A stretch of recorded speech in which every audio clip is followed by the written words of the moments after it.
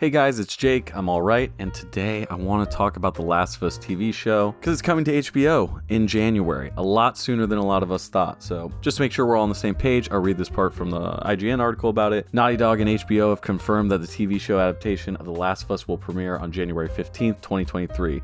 News was shared alongside a new poster showing Pedro Pascal's Joel and Bella Ramsey's Ellie walking in a ruined city in the post-apocalyptic world of The Last of Us. I'm very excited to see it. I am one of the people who enjoyed The Last of Us 2. I feel like at the time that was kind of a controversial opinion to have, which I thought was really strange because from my perspective, it was very well put together. Some of the bits may have dragged on a little bit, but acting-wise, story-wise, performance-wise, even the gameplay, I enjoyed the stealthing around. I thought the landscape was really cool. I like that they did some of the open world bits scattered in throughout the game. I think it changed up the pace and broke it up into enough sections where the story was compelling when the gameplay was lagging behind, and the gameplay was compelling when the story was lagging behind. But I think once it came all together, it was really interesting. And also, I wasn't one of those people who hated Abby or the fact that it switched over. I didn't think that it went on too long for the section that you were playing as her. And I think what they were trying to achieve, obviously, was that perspective shift and understanding kind of the cyclical nature of the violence that was being committed by all the characters throughout the story. And I think it was powerful, and it really did a good job. And especially, spoiler warning, but especially at the end when you do get to go back as Ellie and seeing kind of the toll that takes on her life when she returns, and then also that kind of emotional scene where you get that final battle between Ellie and Abby. I am a fan of The Last of Us 2. I was a fan of The Last of Us 1, so I am excited for The Last of Us TV show. Well, let's just go over the cast really quick. We'll talk about that. Obviously, Pedro Pascal is playing Joel. I think that's a great pick. Game of Thrones, he was great. Mandalorian, he's pretty good. Even some of the smaller bits he's had, and like Kingsman and stuff, I really enjoyed. Or even Triple Frontier, which was like a smaller Netflix movie he did. I thought he was really good in that. But he just seems like a great, kind of character actor, and you kind of need somebody who's kind of gruff and badass to play Joel. And clearly from the trailers that we've gotten so far and the promotional materials they put out, I think he really does capture the image of Joel. So yeah, I think Pedro Pascal is going to do a really good job. Obviously, I think he was the selling point when they were first putting out the promotional materials about it. Hey, we have, this guy was huge. We got the Mandalorian going on. But I think Pedro Pascal is going to do a good job. And then Bella Ramsey is going to be playing Ellie. I'm really only familiar with her through Game of Thrones, which I thought she was awesome in that. She played like the badass kid. I think they were the House of the Bear. She was in charge, which obviously probably parallels a little bit over to Ellie because she's kind of this hard-charging little kid who, takes off on her own and, handles problems in this kind of like dark world. But she seems pretty good. And then there's a few other people. This guy, Gabriel Luna, is playing Tommy, which is Joel's brother.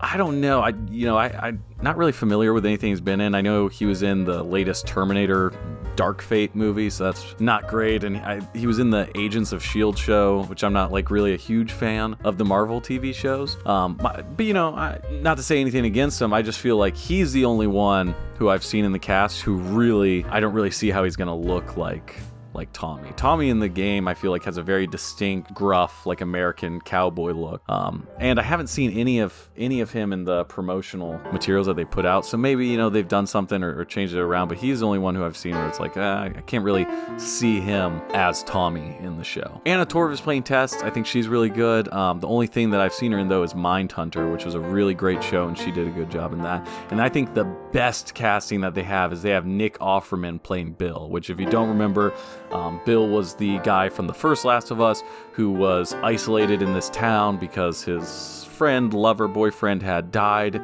and so he has all these booby traps set up, and you kind of go through this heartwarming tale with him as you get through the town to, I believe, get some parts to fix a vehicle. It's been a while since I've played that, but I think Nick Offerman really fits the physical description of Bill, and then also that comic relief that Bill provided in the game, where it kind of comes at this very dark part. We've seen a lot of death. I think Tess is already dead at that point, and so it's kind of a lot of dark events leading up to that, and then Bill really is kind of like this dark humor comic relief character, and I just feel like Nick Offerman's going to be great in that. Obviously, Parks and Rec, he's been in a bunch of stuff, but I think he's going to do a really great job playing Bill. And then the poster they released with this was pretty good. Kind of does just show exactly what you think it would, this kind of devastated city with Joel and Ellie walking down a road. And the trailer that had come out about a month ago is great. I mean, they brought back, kind of the tinny folk style guitar music combined with this gritty apocalypse that they've created is always great. In the games and here, obviously. Really, the only thing I'm actually concerned about with the show is that I feel like bringing The Last of Us from the video game world to the film and television world is counterintuitive to what the game provided. When you take like a video game and you turn it into a movie, like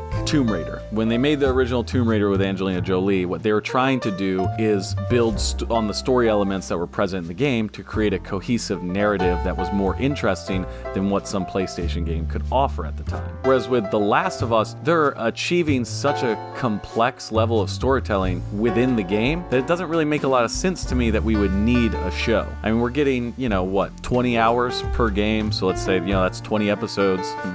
40 total episodes if you were to break those down into a show. So realistically, that's, a handful of seasons already that we have out there of Last of Us content. So I do think that it'll probably translate really well and it will be an interesting show, but I do kind of wonder if you are very familiar with the games and you've played the first one and the second one and the prequel DLC from the first one about Ellie, I wonder if it's going to get boring or if they're going to manage to change enough of the story elements to maintain interest even for those who are very familiar with the story. Because there's a lot of really, really deep character development that occurs for all of the main characters within the games. And I feel like that's the thing that they try to expand on when they bring video games into film and television. Obviously, like we just saw the disaster with Halo, that's kind of an example of where it didn't work out as well, and they brought the Master Chief over and like, oh, what if we took his helmet off and we humanized him? And it was not a good thing. So it's kind of an interesting dynamic with The Last of Us where they're not really gonna humanize or build on the complexity of these characters. They're really just gonna translate it into a format for people who either aren't interested in playing games or, don't have the time to sit through that narrative. Or maybe don't have the physical acumen to be a gamer girl or boy and fight their way through whatever clickers and zombies and shit are in the game. And the last thing I want to talk about is that final shot of the trailer when they have the clicker face pull up. Obviously, the game graphically is very intensive and good, especially the second one. The cityscapes are crazy, but seeing that clicker visual in a photorealistic setting, chef's kiss, great shit. That'll probably be enough to at least get me to sit down to watch a few of the first episodes to see if it plays out in an interesting way.